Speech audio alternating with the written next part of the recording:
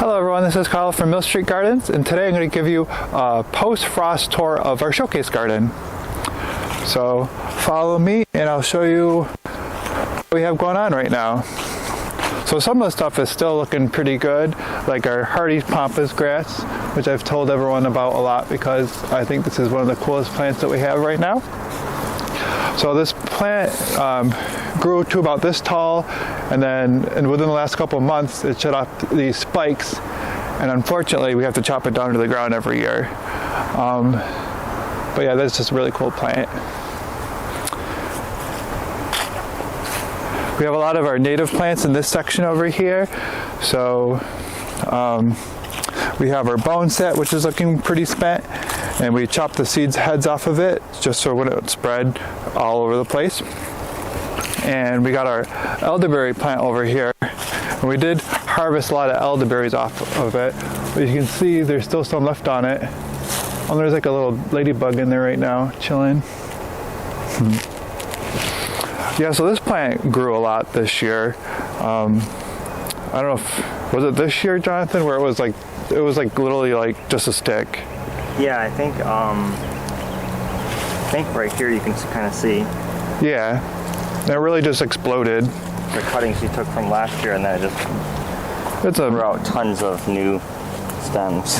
Yeah, it's a magnificent plant. Look at the stalk on it. I don't know if you can see it. The trunk is huge. I know, it's crazy. It's like a tree. This is like a 6-inch hardwood cutting. Yep. 2 years ago? Basically, yeah. Something I just stuck in a pot, and now it's, yeah. This was a really tall Rudbeckia, the lance leaf Rudbeckia. We cut that back, but it has like an evergreen foliage. And this is our New York State ironweed, and it has gone to seed, so we got to collect some seed off of it, but it looks like a lot of the seed has already dispersed, so we might have lots of plants popping up around here. Yeah, this had glorious purple flowers on it. So a really cool plant. If you want like native plants that you can stick in the back of your border. Our swamp milkweed, all this stuff we got to chop down basically. So the swamp milkweed, we're going to be chopping that down. We have our golden 9-bark. So the 9-bark's really nice because it's a 4-season interest plant. So they call it the 9-bark because the bark, I guess it means it has like 9 layers. Right? Yeah, like 9 layers of bark. So it looks pretty in the winter. And in the spring, this specific variety, it shoots out very vibrant yellow leaves, so it looks like a forsythia almost. And the forsythia is that one plant that has it covered with the yellow flowers in the early spring. So it's a nice native substitute for that, I think. And we have a foxglove, which is starting to seed itself, but I mulch heavily. This one's not native. Yeah, this one definitely isn't native. But if you wanted to establish it in your garden, you just let it self-seed. And we already have a baby popping up over here, so I probably just have to pop him over there.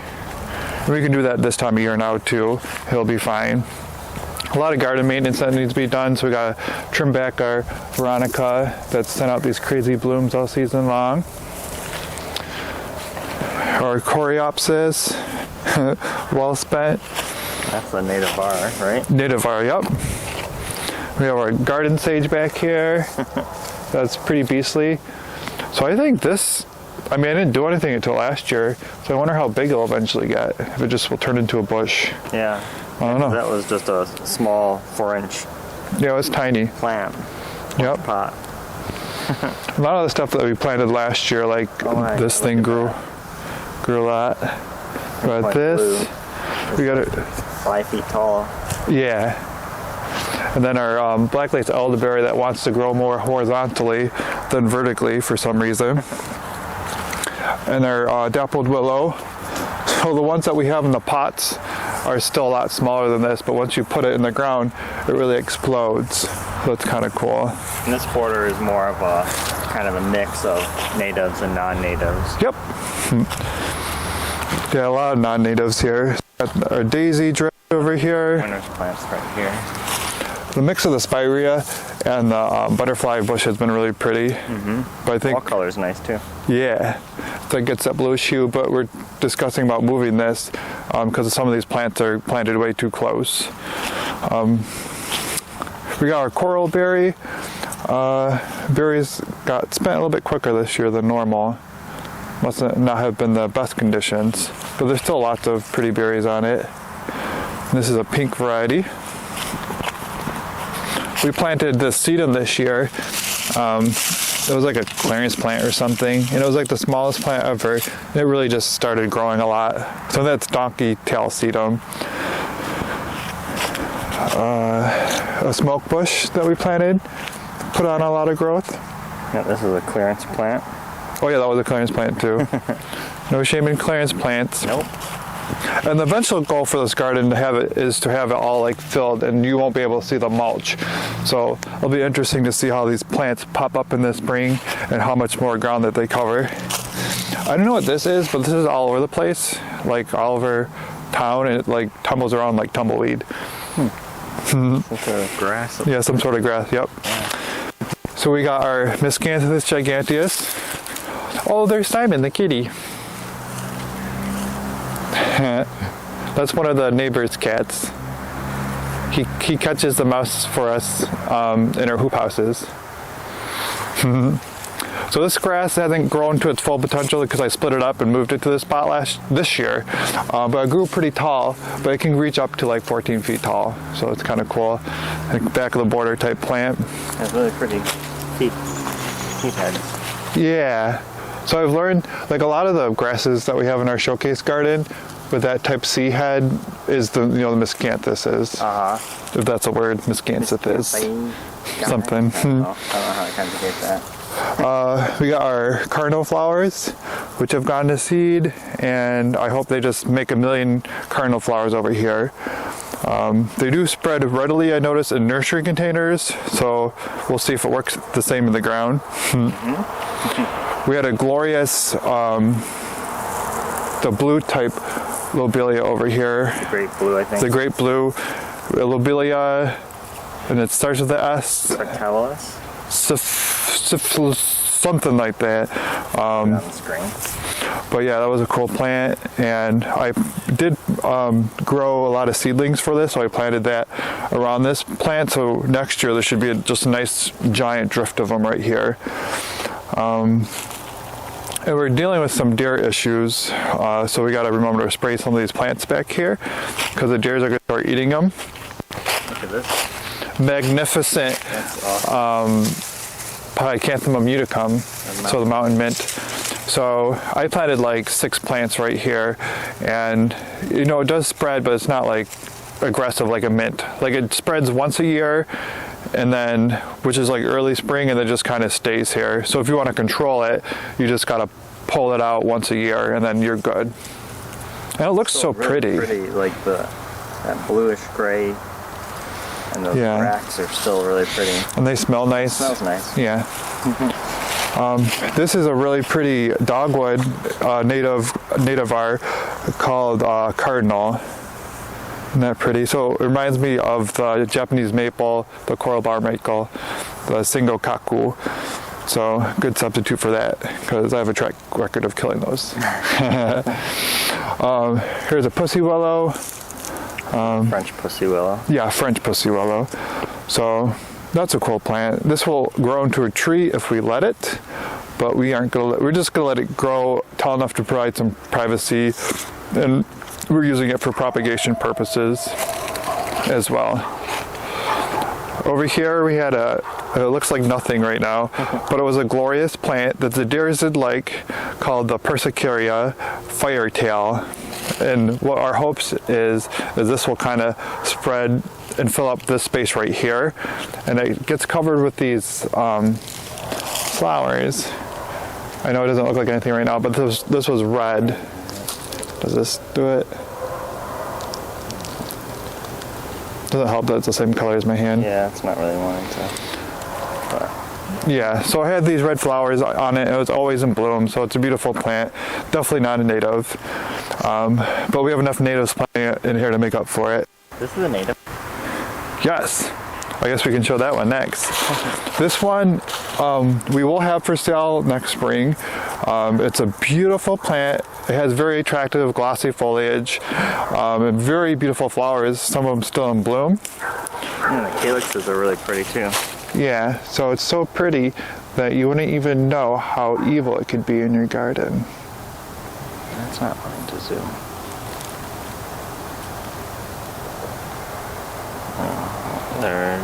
There it goes. Yep. Well, this is an obedient plant, the common name for it. And as I noticed just from my experience from the plant this year, is it's kind of the opposite of the Pycanthum uticum. It wants to spread during the fall. So all these little babies just popped up semi-recently, and I did pot up, a fair amount of them, but then there's still a bunch of them.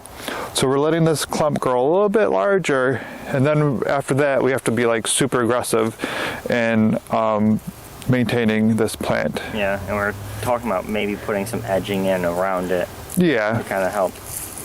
I want to see if I can maintain first. Yeah. Because I think it's possible. That corrugated might be nice though. Yeah. We'll have to think about it. We'll see. This is a cool geranium. Yeah, this is a geranium. Forgot the name of it, but it's like scented when you touch the foliage. And it has pretty pink flowers. This is a type of that only blooms once per year, so it's not like a constantly blooming one, but it has a semi-evergreen foliage, which is nice. We have our Virginia spiderwort, which was blooming pretty consistently. And these, I planted 3 plants right here, and they really took off. We have our garlic chives. And what? Lots of seed. Oh, lots of seed. Yeah, we'll let it drop and make more. It can make a nice clump. And then we're just trying to always mix textures and that type of stuff. So we have our yucca right here. That's a evergreen foliage, which is nice. Mm-hmm. That one's color guard. Yeah, so it was like a potato basically when we planted it, because all the leaves died back, and it grew this tall within the season as it recovered. But eventually it's going to be like this tall and wide and have really strappy foliage. We have a beauty bush. We have a nice strip of Jupiter's beard or Centranthus starting back here. You have to kind of use your imagination. So this is kind of a tall plant with red flowers, which is pretty. And then we also have a Joe Pye weed over here. And then behind all this garden bed, we have a whole row of shrubs. So we have like a button bush here and the white lilac, which we just planted, and viburnums, a bunch of different stuff. So it's going to look really pretty in the coming years. So some more natives. We have the Hubrickii, Amasonia, which is the Amasonia usually get this really pretty color during the fall. This was moved from our house, so it's still recovering. This was its recovery year. So we have 2 of them planted. Yeah, I almost stepped on the other one. It's been eaten, it looks like. When I've seen this plant though, it usually stooled out, so this will make a nice big clump of it right here. We have our aromatic aster, which has gone to seed. So we got to collect seed from that. And we got a bee balm back here too, the Jacob Clyde, which has really huge, pretty red flowers on it. That had color on it the whole season. So all this stuff is going to grow out and touch each other eventually. It's going to look really cool. We're not even hitting all the plants. No. We have Fothergilla, Mount Airy. It's a pretty fall color. Oh, I found that other one I was missing over here of the Rebecca Maxima. So this is a... Covering? Did someone eat it? Eat it, or maybe we hit it with the mower. Oh, yeah, probably. That's okay, maybe we chop back anyways. So this one has pretty... There's 3 of them here. Yeah, so they have pretty bluish foliage, and then they just shoot up this crazy flower head or whatever. So that'll look really cool on the back of the border. And it's a tall Rebecca, right? Yeah, yep, it'll get like, I don't know, 6 or 8 feet tall. The irises that we planted in the videos before are doing really good. Really pretty in the spring. Yeah, they are. And then we have the yellow Edo peonies. So those will be really pretty. We have a Rosa glauca, or red rose. So this rose has red foliage on it, and so that will look really pretty and give some contrast in the border because there's lots of green. We have the echinops, or the globecythal, another plant that we moved from home, and the leaves on this are crazy. Yeah. That's actually kind of cool. It's like white on the back.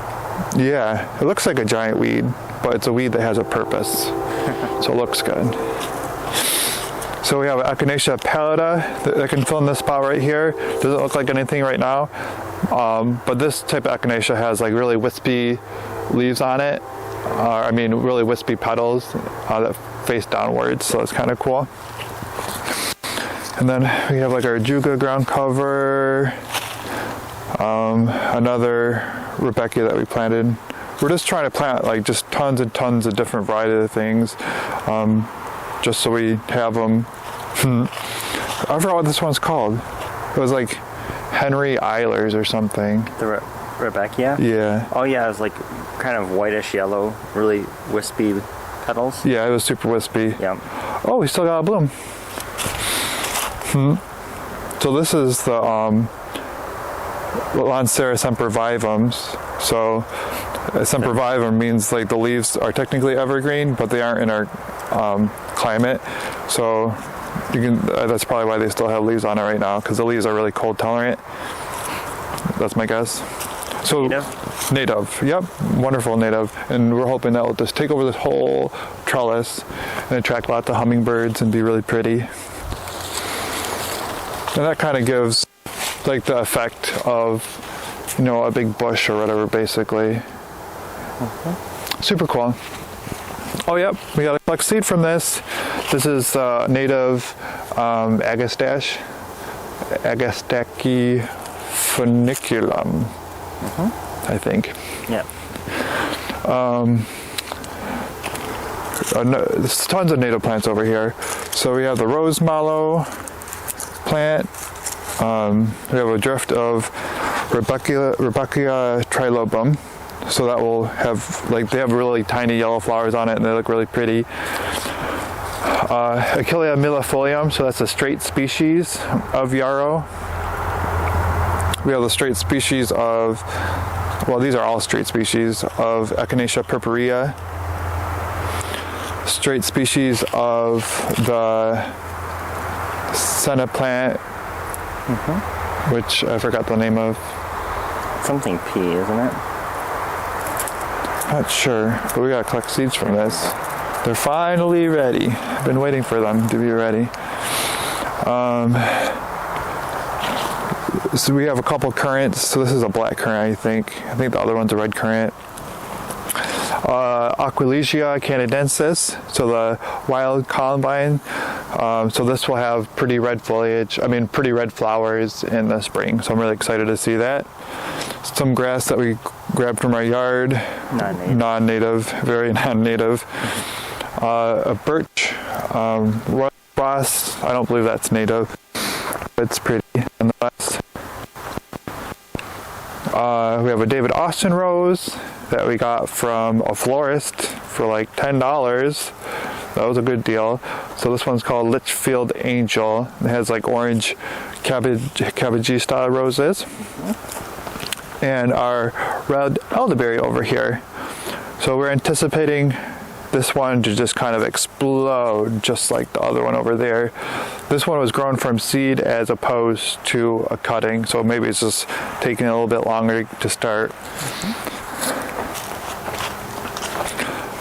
So we have a drift of variegated Joe pieweed over here. We have a drift of the northern sea oats. Oops. And it has cool, I don't know, I think it's just the coolest looking seed head. So go ahead and spread. The Bergenia, which we wanted to show people that you can stick in your garden. You don't see it very often. It has like a very evergreen foliage on it, and it looks like it's starting to form up flower stalk. So this one will definitely bloom in this early spring. So that's kind of cool. Over here, we have our oak leaf hydrangea, the snowflake oak leaf, which is my favorite oak leaf hydrangea because it has a double flower on it and it's glorious. So that will fill up the space. In front of it, we have some Joe Pye weed, a ground cover variety. We have another Achillea millefolium. Or St. John wort. Oh, St. John's wort, sorry. A ground cover St. John's wort. This is a Achillea millefolium, but this is called Cerise Queen, so it's a native var. This is a bluegrass, the little blue stem. Oh yeah. Right? Mm-hmm. We gotta collect the seed from it because it looks like it's about to blow away. But it's it's gonna be so pretty because it's a bluegrass and it's native, so it's wonderful. Wow, look at this. That clump really took off. This is actually a different daisy. I just didn't know where to put it. This is the Mill Street Garden daisy. Oh, that sport we found? Yeah, it has like a double flower. Not actually named by us though. That's just a joke. Mm-hmm. And then, it's a chance seedling. Yeah. So. Well, I don't want people to think that they can get an actual named variety. Oh, maybe one day. And then we have I planted like 11 daisy plants over here, and they're growing quite ferociously, and it's a tall variety, Becky, so it's going to get like this tall, so that will look really nice.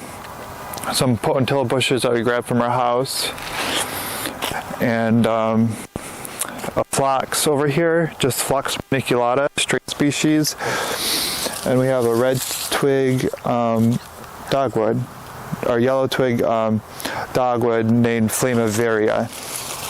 Why is it called Flamivaria if it's yellow? But yeah, it looks really cool. Yeah. And then, we have our weeping redbud right here. It was kind of a cool plant. So yeah, that'll grow foliage. It's not going to grow up anymore. It's just going to continue to kind of cascade towards the ground. And we have our other currant, which is doing really good over here. Oh, so let's go over here for a second. We have this right here, which we'll have to move soon because we planted it before we knew what we were doing. So this is the Dawn Redwood, and it's a conifer that loses its foliage at the end of the season. Did do a conifer instead of evergreen conifer. Kind of cool. Oh, we haven't looked over here yet. This is going to be our new garden bed that we're planning for next year. So we're basically dumping a lot of like biomass from the nursery to create a new garden bed to smother out the grass and create the soil for the new bed. So Johnathan was planning on planting a drift of the native elderberries right here to kind of create a screen, right, for the rest of the garden to give some mystery. And then so the elderberries are going to be really tall, and then in front of them we'll have a line of limelight hydrangeas, because that's our favorite paniculata hydrangea. If you can pick a favorite. This is our chipping station. So a lot of that's going to end up in the showcase garden. We have some stuff from landscape projects that we've done recently. And over here we have our willow centerpiece. That looks really cool. And then I guess we can end on this bed over here. So we have our hydrangea bed, and the hydrangeas this year, they had like a really cold night after all the new growth popped out. Like in late April, it was really warm. Then all of a sudden we had like a low 20s night, and it like killed the hydrangeas back. So they grew a lot since then. So we have our lace cap hydrangea, the hydrangea Invincible lace. Oh, the Serrata's right here. Oh, this is Invincible lace. Oh, okay. That's kind of cool because it had the pink lacy flowers and it just kept on blooming throughout the season, which was nice. We have a beast yarrow, Coronation Yellow, which is one that we saw at the nursery. Yeah, the foliage is really pretty, as you can see, and it sends up the umbels that get like this tall and last a really long time that are yellow. And we just got a bunch of different paniculata hydrangeas. So we got pink diamond, we got bobo and pufferfish right here. We have a PG tree hydrangea. So that one can actually get up to like 20 feet tall eventually, which is really cool. We have a variegated leaf one right here. And we have a limelight right here. Oh yeah, that's the Yuki Geisho, thank you. And the limelight one right here. And then also we have our torch lilies, the Nofofas. And right here we have a blueberry plant that is being decimated by something, so we got to start spraying our plants right now. And yeah, I think that's it. All right, so I hope everyone enjoyed our post-frost tour. If you have any questions or comments, feel free to leave them in the description below. Thank you.